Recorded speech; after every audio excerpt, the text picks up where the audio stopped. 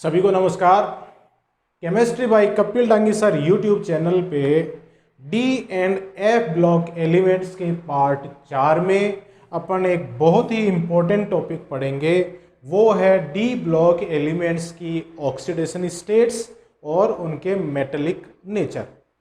Oxidation state अपन देखेंगे 3D series के elements की, क्योंकि क्लास 12th के सिलेबस में 3D सीरीज ही शामिल करी गई है। हायर क्लासेस में 4D और 5D सीरीज भी पढ़ते हैं। तो देखिए, सबसे पहले अपन देखते हैं oxidation states of 3D series elements. Oxidation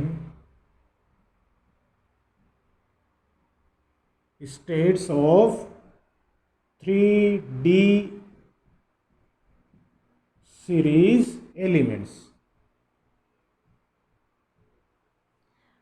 मतलब अपन स्कैंडियम 21 से जिंक 30 तक के तत्वों की ऑक्सीकरण अवस्था पढ़ेंगे। अब देखिएगा, डी खंड के जो तत्व हैं वो वेरिएबल ऑक्सीडेशन स्टेट शो करते हैं। वेरिएबल ऑक्सीडेशन स्टेट्स मतलब ये परिवर्तनीय ऑक्सीकरण अवस्था दर्शाते हैं। परिवर्तनीय ऑक्सीकरण अवस्था क्यों दर्शाते हैं, क्या कारण है, वो देखिएगा। जब अपन इनके सामान्य इलेक्ट्रॉनिक विन्यास की बात करें तो अपन क्या देखते हैं कि इनके संयोजी कोश में 1 से लेके 2 इलेक्ट्रॉन होते हैं। या तो 1 इलेक्ट्रॉन होता है या 2 इलेक्ट्रॉन होते हैं। संयोजी कोश कौन सा है? NS। और इसमें जब अपन 21 से लेके 30 तक जाते हैं तो इलेक्ट्रॉन भरे जाते हैं इसमें उपांत्य कोश में, पेनल्टीमेट शेल में, मतलब एक अंदर वाले कोश में। तो देखिए, इनमें सिर्फ +1 और +2 ऑक्सीकरण अवस्थाएं ही नहीं पाई जाती हैं, और भी कई प्रकार की ऑक्सीकरण अवस्थाएं पाई जाती हैं। तो परिवर्तनीय ऑक्सीकरण अवस्थाएं या कई प्रकार की जो ऑक्सीकरण अवस्थाएं हैं उसके पीछे कारण क्या है, देखिएगा कि संक्रमण तत्वों में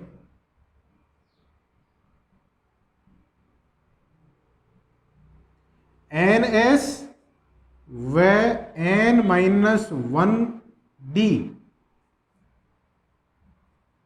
कक्षकों में ऊर्जा अंतराल बहुत कम होता है।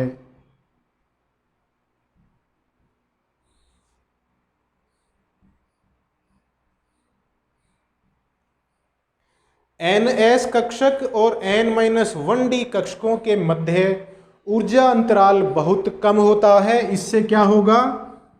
इससे NS के इलेक्ट्रॉनों के साथ साथ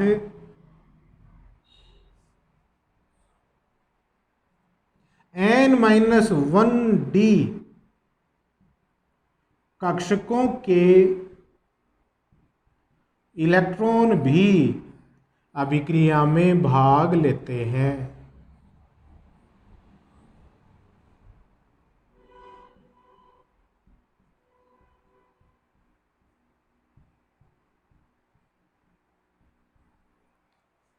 ऊर्जा अंतराल कम है ही, तो NS के इलेक्ट्रॉनों के साथ साथ N-1D कक्षकों के इलेक्ट्रॉन भी अभिक्रिया में भाग लेने लग जाते हैं। इसलिए एक से ज़्यादा प्रकार की ये ऑक्सीकरण अवस्थाएं दर्शाते हैं। तो देखिए, ये कारण है, ये कारण आपको पता होना चाहिए।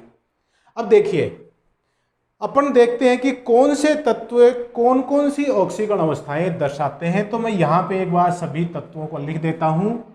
Scandium, titanium, vanadium, chromium, manganese, iron, cobalt, निकल, कॉपर और जिंक। ये 3D श्रेणी के 10 तत्व हैं आपके सामने। परमाणु क्रमांक फिर रिपीट कर दूं मैं, 21, 22, 23, 24, 25, 26, 27, 28, 29 और 30, ये इनके परमाणु क्रमांक हो गए। ठीक है, अब देखिए ऑक्सीकरण अवस्था निर्भर करेगा इनके इलेक्ट्रॉनिक विन्यासों के मानों पर। तो इनके इलेक्ट्रॉनिक विन्यास भी लिख दूं साथ में, उससे आपको ये पता रहेगा कि इनके n-1d कक्षकों में तो कितने इलेक्ट्रॉन हैं, उसमें से कितने अयुग्मित हैं, और ns कक्षक में कितने इलेक्ट्रॉन हैं, वो युग्मित है या अयुग्मित है। वो अपन को किससे पता चलेगा? इसके इन सब तत्वों के इलेक्ट्रॉनिक विन्यास से पता चलेगा। तो देखिए मैं लिख रहा हूं यहां पे स्कैंडियम 3d1 4s2, डिटेल में इलेक्ट्रॉनिक विन्यास अपन पहले पढ़ ही चुके हैं। Titanium 3d2 4s2, vanadium 3d3 4s2, chromium है वो 3d4 4s2 होना चाहिए, लेकिन अपन इसको पहले भी पढ़ चुके हैं कि अर्धपूरित इलेक्ट्रॉनिक विन्यास ज़्यादा स्थायी होने के कारण इसमें 4s में से एक इलेक्ट्रॉन d में आ जाता है, तो ये 3d5 हो जाता है।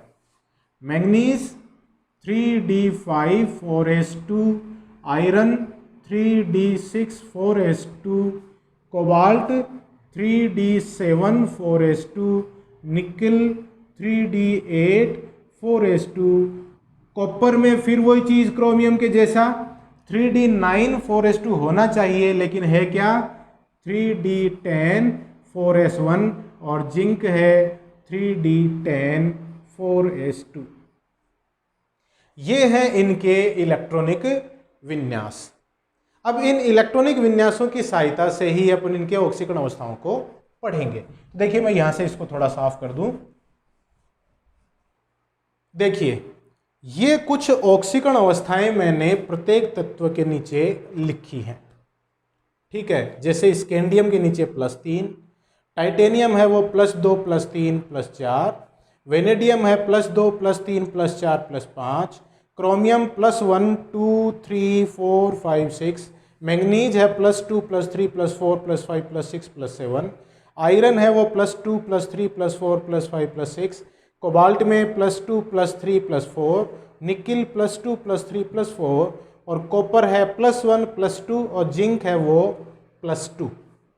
तो ये जो ऑक्सीकरण अवस्थाएं हैं, इन ऑक्सीकरण अवस्थाओं में जो मुख्य बातें हैं, उन मुख्य बातों को देखिए एक एक करके अपन देखते हैं। सबसे पहला, वे ऑक्सीकरण अवस्था जो लगभग सभी तत्वों के द्वारा दर्शाई जाती है वह है +2 ऑक्सीकरण अवस्था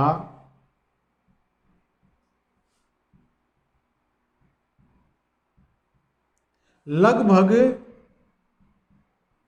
सभी तत्व दर्शाते हैं।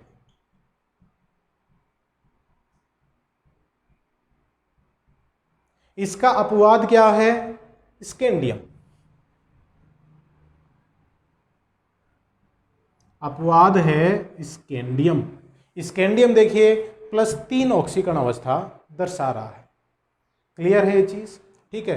+2 ऑक्सीकरण अवस्था सभी तत्व क्यों दर्शाते हैं? क्योंकि इनके संयोजी कोष में 2-2 इलेक्ट्रॉन हैं, एस कक्षक में 2-2 इलेक्ट्रॉन है, नाभिक से सबसे दूर हैं, तो ये 2 इलेक्ट्रॉन आसानी से निष्कासित किए जा सकते हैं, इसलिए ये +2 ऑक्सीकरण अवस्था दर्शाते हैं। स्कैंडियम में +3 क्यों है? क्योंकि इसके द्वितीय और तृतीय आयनन विभव या आयनन ऊर्जा के मान में बहुत कम अंतर होता है। तो जब दो इसके जो देखिए 4s के 2 इलेक्ट्रॉन निकलते हैं तो साथ में d का इलेक्ट्रॉन भी निकल जाता है, ज्यादा ऊर्जा अंतराल नहीं होने के कारण। तो ये +3 ऑक्सीकरण अवस्था दर्शाता है। दूसरा, सभी तत्व लगभग सभी तत्व परिवर्तनीय ऑक्सीकरण अवस्था दर्शाते हैं, मतलब एक से ज्यादा प्रकार की ऑक्सीकरण अवस्था दर्शाते हैं। लगभग सभी तत्व एक से ज्यादा प्रकार की ऑक्सीकरण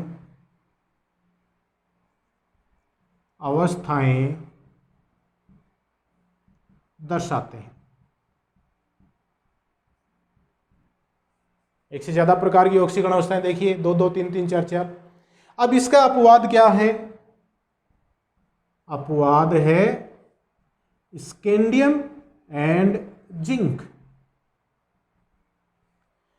स्कैंडियम और जिंक ऐसे दो तत्व हैं 3D श्रेणी में जो सिर्फ एक एक प्रकार की ही ऑक्सीकरण अवस्था दर्शाते हैं। स्कैंडियम +3 और जिंक है वो +2 ऑक्सीकरण अवस्था दर्शाता है। स्कैंडियम का तो कारण मैंने अभी आपको बताया, जब 4s के इलेक्ट्रॉन निकलते हैं तो कम ऊर्जा अंतराल होने के कारण 3D के इलेक्ट्रॉन भी निकल जाते हैं। जिंक है वो +2 ऑक्सीकरण अवस्था ही क्यों दर्शाता है? तो जिंक का देखिएगा, जिंक का इलेक्ट्रॉनिक विन्यास होता है 3D10 4s2 और जिंक आयन का इलेक्ट्रॉनिक विन्यास होता है 3D10 4s0। मतलब उसके तीसरे कोष के डी कक्षकों में 10 इलेक्ट्रॉन हैं। अब तीसरे कोष में देखिए 3s2 भी होता है, 3p6 भी होता है और 3d10 भी होता है, 4s0। मतलब क्या हुआ कि इसका जो अंतिम कोष था 4s, उसके इलेक्ट्रॉन तो सारे निकल गए। निकलने के बाद अंतिम कोष कौन सा हुआ? तीसरा। अब तीसरे में कुल इलेक्ट्रॉन कितने हो गए? 10, 6 और 2, मतलब 18 इलेक्ट्रॉन हो गए। अंतिम कोष में जिस तत्व के या आयन के 18 इलेक्ट्रॉन होते हैं उस इलेक्ट्रॉनिक विन्यास को कहते हैं छद्म गैस विन्यास।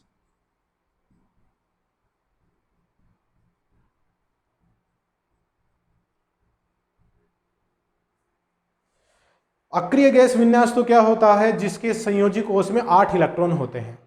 और छद्म अक्रिय गैस विन्यास क्या होता है? जिसके संयोजी कोष में 18 इलेक्ट्रॉन होते हैं।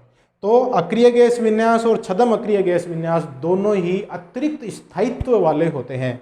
तो जिंक में से 2 इलेक्ट्रॉन निकलते ही ये छद्म अक्रिय गैस विन्यास प्राप्त कर लेता है, इसलिए इसका स्थायित्व बहुत उच्च है। इसमें से और अधिक इलेक्ट्रॉन नहीं निकलेंगे। तो जिंक सिर्फ एक ही प्रकार की ऑक्सीकरण अवस्था दर्शाता है और वो है +2। ध्यान रखिएगा, जिंक में 2 इलेक्ट्रॉन निकलने के बाद एक विन्यास कैसा हो जाता है? छद्म अक्रिय गैस विन्यास हो जाता है।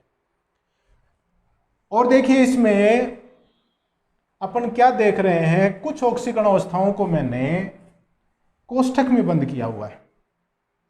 कोष्ठक में देखिए, जिन तत्वों की ऑक्सीकरण अवस्थाओं को कोष्ठक में बंद किया है ये मतलब बहुत कम पाई जाती हैं, बहुत कम स्थायी हैं, न के बराबर पाई जाती हैं। मतलब ये ऑक्सीकरण अवस्थाओं का स्थायित्व बहुत कम है जिनको कोष्ठक में बंद किया हुआ है।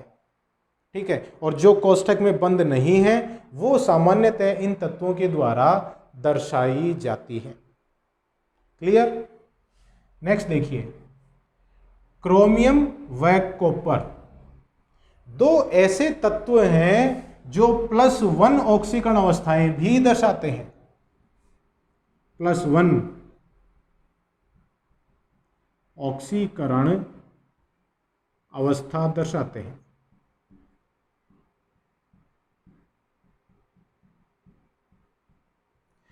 ये 2 तत्व हैं जो +1 ऑक्सीकरण अवस्था दर्शा रहे हैं। बाकी 3D श्रेणी में ऐसा कोई तत्व नहीं है जो +1 ऑक्सीकरण अवस्था दर्शाता हो।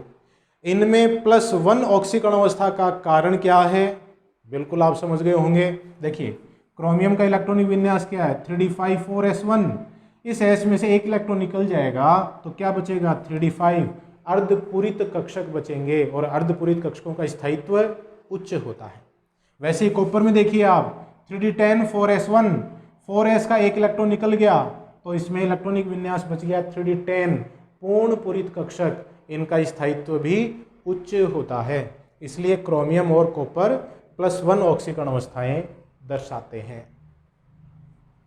अब आपके सामने देखिए, इस 3D श्रेणी में जो अपन बाएं से दाएं जाते हैं तो क्या होता है? पहले ऑक्सीकरण अवस्थाओं की संख्या में वृद्धि होती है और फिर वापस कमी आने लगती है। देखिए, पहले यहाँ पर +3, फिर +2, +3, +4, मतलब 1 था, फिर 3 हुआ, फिर देखो ये संख्या बढ़ गई। ऑक्सीकरण अवस्थाओं की संख्या बढ़ती जा रही है। मध्य में मतलब मैंगनीज में +7 तक इसकी ऑक्सीकरण अवस्था है, फिर वापस घटने लग गई। तो कारण क्या है कि शुरू में जब 3D श्रेणी में अपन बाएं से दाएं जाते हैं तो इसके n-1d कक्षकों में अयुग्मित इलेक्ट्रॉनों की संख्या लगातार बढ़ रही है और उसके बाद मैंगनीज के बाद इलेक्ट्रॉनों का युग्मन शुरू हो जाता है, इसलिए ऑक्सीकरण अवस्थाओं की संख्या में कमी आने लगती है। तो ये कारण है, बाएं से दाएं जा रहे हैं तो पहले ऑक्सीकरण अवस्थाओं की संख्या में वृद्धि होती जा रही है और फिर कमी होने लगती है। अब देखिए इसमें 3D श्रेणी में अपन देख रहे हैं उच्चतम ऑक्सीकरण अवस्था किसकी है? उच्चतम ऑक्सीकरण अवस्था कौन दर्शाता है? 3D श्रेणी की बात कर रहा हूं मैं, 3D श्रेणी में, और वो है मैंगनीज। और कितनी ऑक्सीकरण अवस्था दर्शाता है? +7।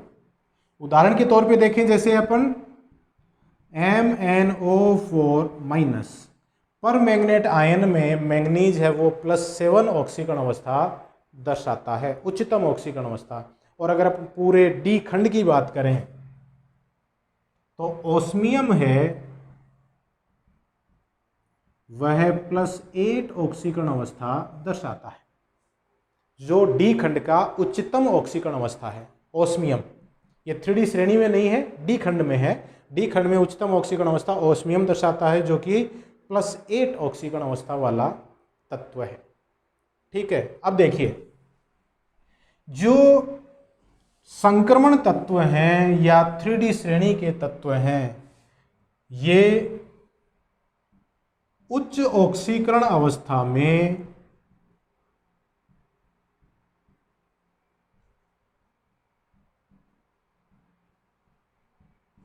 ज्यादा स्थायी होते हैं।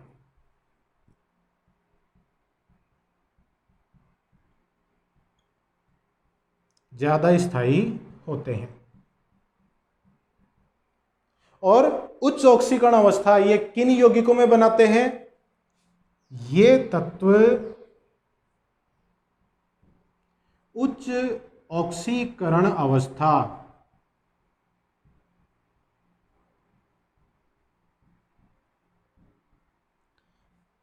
फ्लोरीन व ऑक्सीजन के साथ बने यौगिकों में दर्शाते हैं।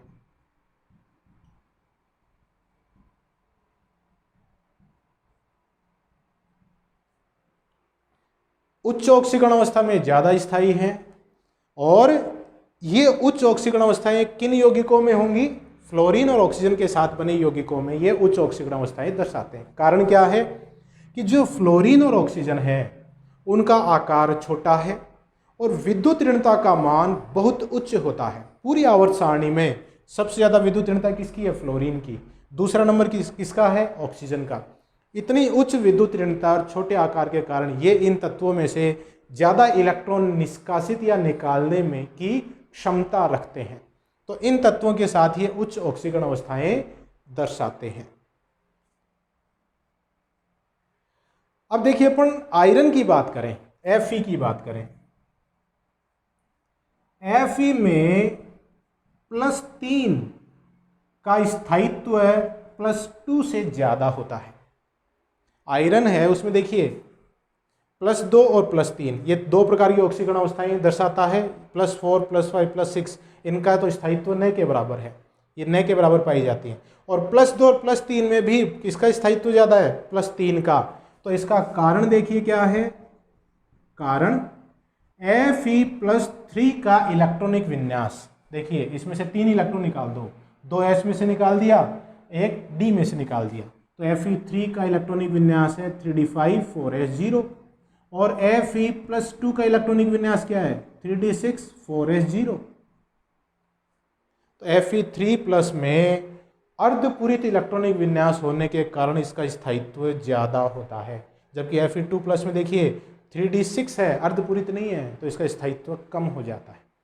तो ये कारण है कि Fe में +3 का ऑक्सीकरण अवस्था का स्थायित्व +2 से ज्यादा होता है। ये देखिए इसमें कारण वाले क्वेश्चन जो आते हैं ना, या विभिन्न कंपटीशन में क्वेश्चन पूछे जाते हैं, तो इस तरह के ट्रिकी क्वेश्चन ही पूछे जाते हैं, तो ये आपको पता होने चाहिए। अब देखिए जब ये तत्व अपनी निम्न ऑक्सीकरण अवस्था में यौगिक बनाते हैं। तो देखिए क्या है, अगर अपन इनके ऑक्साइडों की बात करें, ऑक्साइड, ये ऑक्साइड निम्न ऑक्सीकरण अवस्था में भी दर्शाते हैं और उच्च ऑक्सीकरण अवस्था में भी ये ऑक्साइड बनाते हैं। तो ऑक्साइड देखिए, अगर निम्न ऑक्सीकरण अवस्था है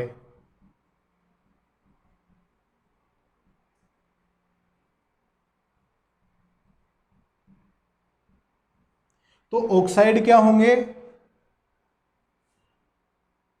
निम्न ऑक्सीकरण अवस्था मतलब ये इलेक्ट्रॉन देने की प्रवृत्ति रखेंगे, तो ये ऑक्साइड हो गए क्षारीय व अपचायक।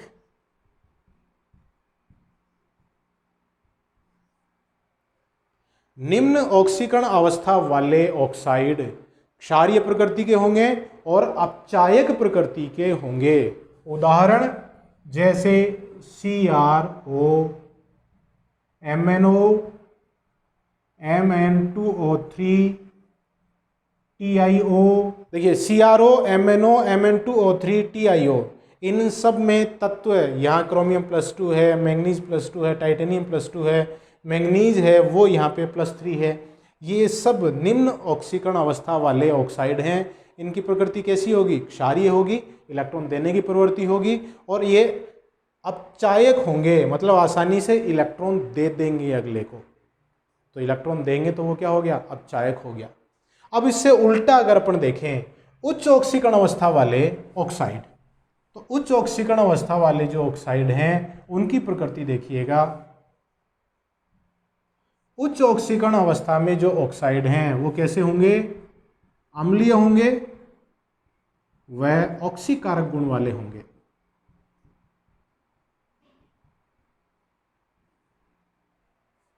अम्लीय प्रकृति के, क्योंकि उनमें इलेक्ट्रॉन लेने की प्रवृत्ति होगी, जिसपे प्लस ज्यादा होगा तो वह इलेक्ट्रॉन लेगा और लेगा तो वो क्या हो गया, ऑक्सीकारक हो गया।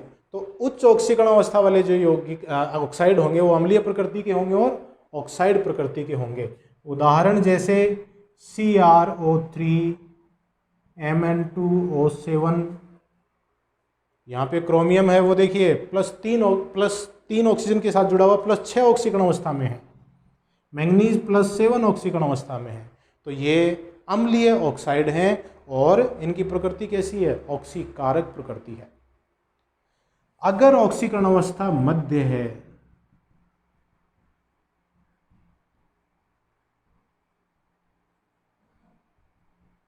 तो मध्य ऑक्सीकरण अवस्था वाले क्या होंगे, उभयधर्मी होंगे,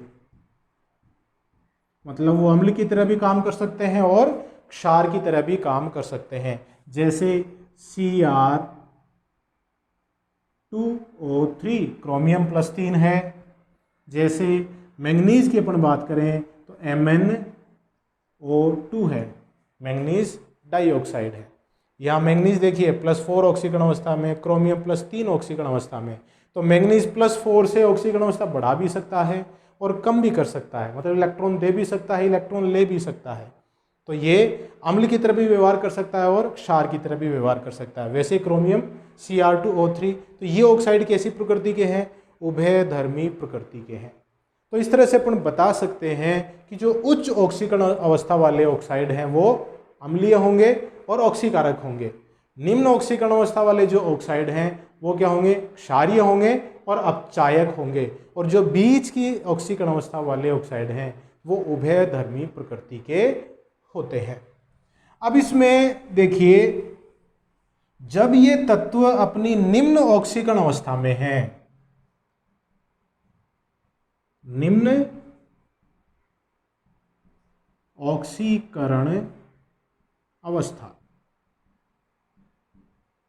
निम्न ऑक्सीकरण अवस्था में है तो ये आयनिक यौगिक बनाते हैं।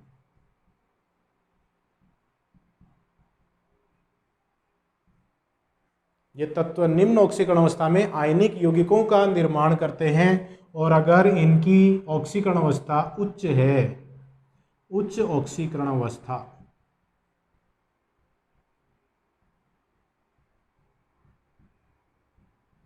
तो ये सहसंयोजक यौगिक बनाते हैं।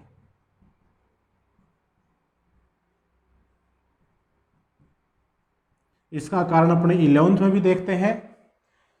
इसमें फायन का नियम लगता है कि जब निम्न ऑक्सीकरण अवस्था वाला धनायन है तो वो ऋणायन का ज़्यादा ध्रुवीकरण नहीं कर पाएगा, तो बंध आयनिक रहेगा। जबकि उच्च ऑक्सीकरण अवस्था वाला अगर धनायन है तो वो ऋणायन का ध्रुवीकरण करेगा, उसके इलेक्ट्रॉन अपनी तरफ खींचेगा, तो धनायन और ऋणायन के कक्षकों के मध्य अति व्यापन होना शुरू हो जाता है, तो वो सहसंयोजक बंध का निर्माण कर लेता है, तो सहसंयोजक यौगिक वो बना लेता है। जैसे मैंगनीज है, वो ऑक्सीजन के साथ, ये मैंगनीज है, ये ऑक्सीजन के साथ, देखिए यहाँ पे KMnO4 माइनस है, तो मैंगनीज और ऑक्सीजन के बीच में सहसंयोजक बंध इसमें बना हुआ है, क्योंकि मैंगनीज +7 ऑक्सीकरण अवस्था दर्शा रहा है।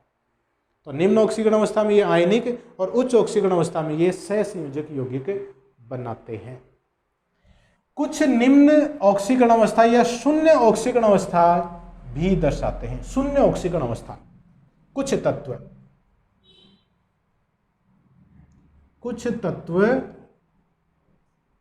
शून्य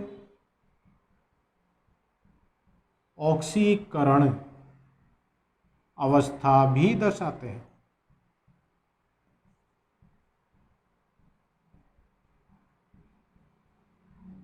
और ये कौन से तत्व होंगे? CO मतलब कार्बोनिल के साथ बने यौगिक।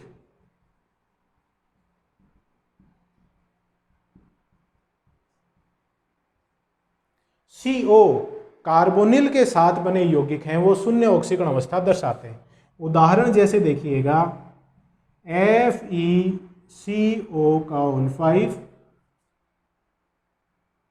CO6,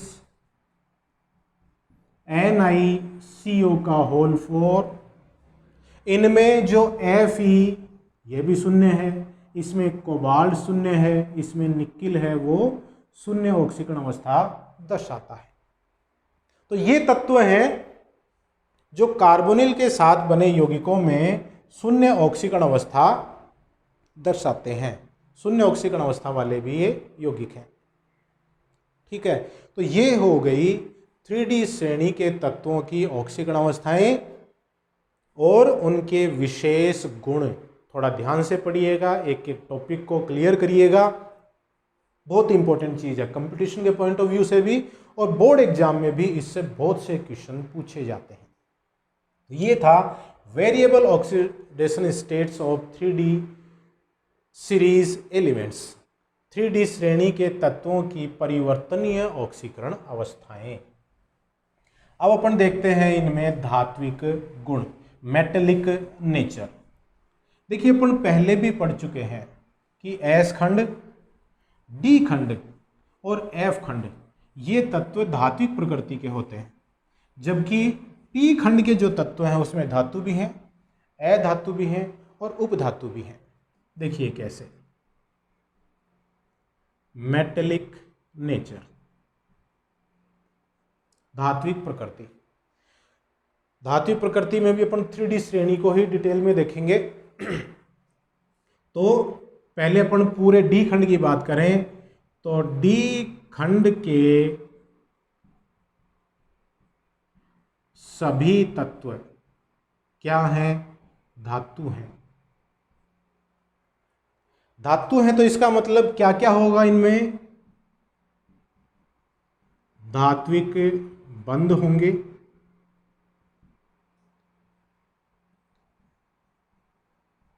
विद्युत व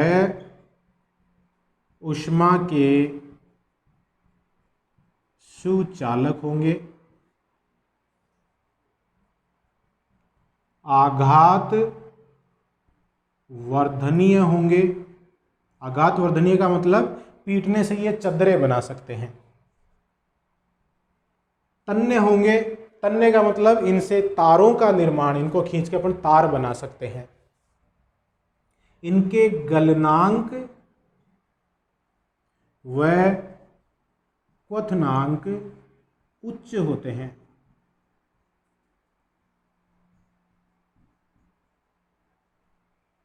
गलनांक और क्वथनांक इनके उच्च होते हैं। तो देखिए डी खंड के तत्वों में ये कुछ मोटे मोटे गुण हैं जो मैंने आपके सामने लिखा है। ये किसकी वजह से हैं? ये धात्विक गुण दर्शाते हैं, इनकी वजह से इनमें ये गुण पाए जाते हैं। अब देखिए बात करें अपन 3D सीरीज की, तो 3D सीरीज में सभी तत्व धातु हैं ही, धातु हैं तो ये सारे गुण होंगे उनमें। अब 3D श्रेणी के जो तत्व हैं वो 3 प्रकार की क्रिस्टलीय ज्यामिति दर्शाते हैं या क्रिस्टलीय व्यवस्था दर्शाते हैं।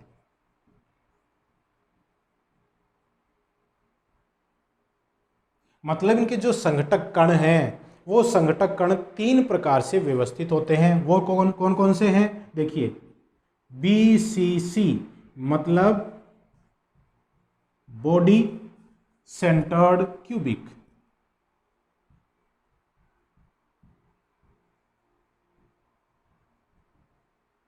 काय केंद्रीय घनीय।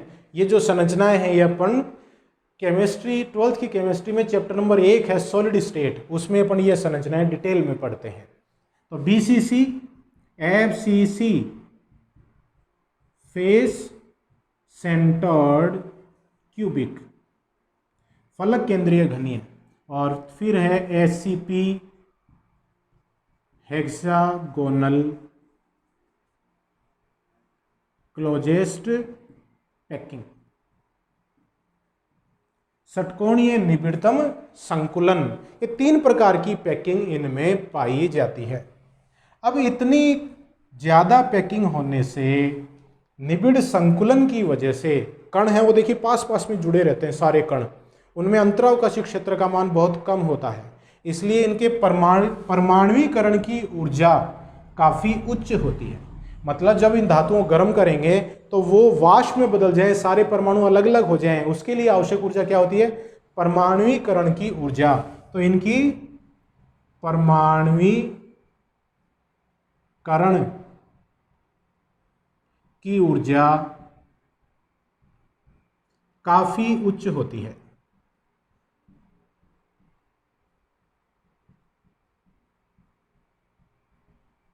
ठीक है, अब देखिए जो 3D श्रेणी के तत्व हैं उनके ये धात्विक गुण हैं या विशिष्ट प्रकार के अन्य गुण हैं, वो सब इनके इलेक्ट्रॉनिक विन्यास पर निर्भर कर रहे हैं। देखिए अपन जैसे जैसे बाएं से दाएं जा रहे हैं, डी खंड में अयुग्मित इलेक्ट्रॉनों की संख्या बढ़ रही है, 1 2 3, यहाँ 5, यहाँ 5, है कि नहीं? अयुग्मित इलेक्ट्रॉनों की संख्या बढ़ने से इनके धात्विक बंधों का सामर्थ्य भी बढ़ता है। इसलिए जो मैंगनीज है, मैंगनीज में विशिष्ट क्रिस्टलीय संरचना होती है।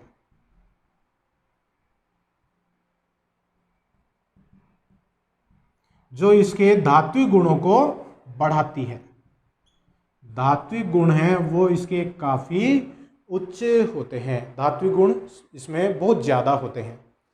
जैसे जैसे अपन बाएं से दाएं जाते हैं, धात्विक बंध की प्रबलता बढ़ने के साथ साथ इनकी कठोरता भी बढ़ती है। देखिए इसमें अयुग्मित इलेक्ट्रॉन 1 2 3 और क्रोमियम में अयुग्मित इलेक्ट्रॉनों की संख्या 6, तो क्रोमियम तक इसके जो कठोरता है वो बढ़ती है। तो देखिए स्कैंडियम से क्रोमियम तक कठोरता बढ़ती है, फिर घटने लगती है।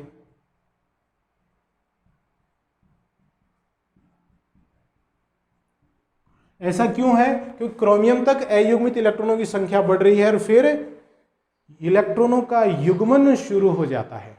तो धात्विक बंध में इलेक्ट्रॉनों का योगदान कम हो जाएगा, धात्विक बंध का सामर्थ्य कम होता चला जाएगा, इसलिए उनकी कठोरता भी कम होती चली जाएगी। तो ये इनके धात्विक प्रकृति, ये सारे तत्व 3D श्रेणी के और डी खंड के संपूर्ण तत्व धात्विक प्रकृति दर्शाते हैं। तो ये इनके कुछ विशेष गुण हैं, जैसे स्कैंडियम से क्रोमियम तक कठोरता बढ़ी, मैंगनीज में विशिष्ट क्रिस्टलीय संरचना है जो इसके धात्विक गुणों को उच्च करता है। ये 3 प्रकार की इसमें पैकिंग पाई जाती है, निबिड़ संकुलन पाया जाता है। तो ऑक्सीकरण अवस्था को और धात्विक प्रकृति को आप इस वीडियो के द्वारा बहुत अच्छे से समझ सकते हैं। तो हाथ धोते रहिए, स्वस्थ रहिए, परिवारजनों का ध्यान रखिए और मेरे वीडियोस देखते रहिए। बहुत बहुत धन्यवाद।